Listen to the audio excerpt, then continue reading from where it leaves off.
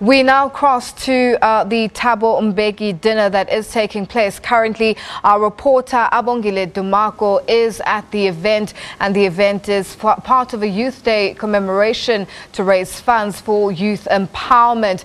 Now, the event is taking place at Turffontein in Johannesburg and comes ahead of Mbeki's 76th birthday on Monday. Our reporter Abongile Dumako is there and he joins us now. Abongile, good evening and thank you so much for joining us.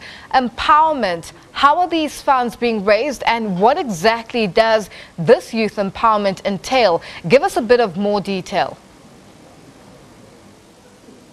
Good evening, Lulu. Yes, indeed, former President Thabo Mbeki here in Turffontein, south of Johannesburg, making some big announcement that will come as a helping effort to actually uplift the youth in Africa and, of course, throughout the whole world.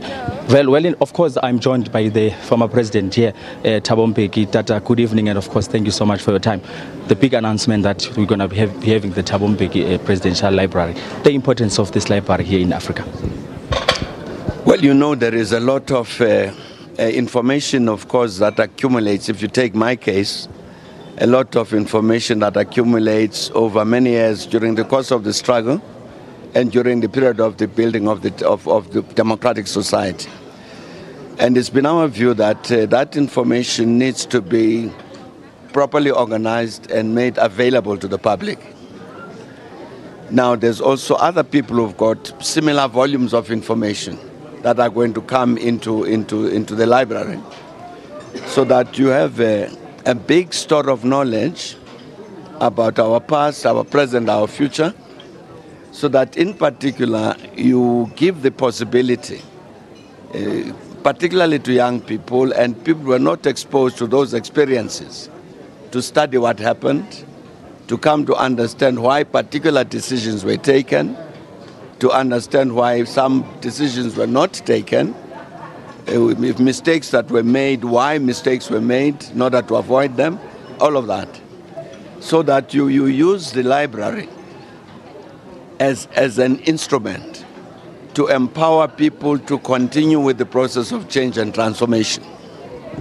And so we thought that it was important that we should build this library and, as I say, collect all of this information so that it becomes publicly available. As a young person myself, having a keen interest on how we came about being a democratic South Africa and, of course, a democratic continent, what is that the library will have for me that will make me believe that, you know what, I'm proud to be an African? Well, first of all, I mean, you would get, let me just give an example.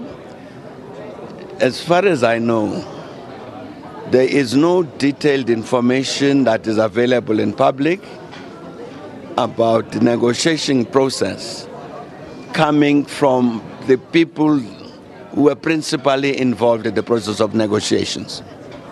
You've got lots of people who are observers who have written about those negotiations. But I'm saying, for instance, if you want an account of what the ANC delegation in the negotiations said and thought and did and so on, that information is not yet available, and yet the information is there, and we need to collect all of it and put it in the library so that you, as a young person who needs to understand what happened, will have that access. But more important, you see, as I was saying, it's also important to understand why certain decisions were taken and certain decisions not taken.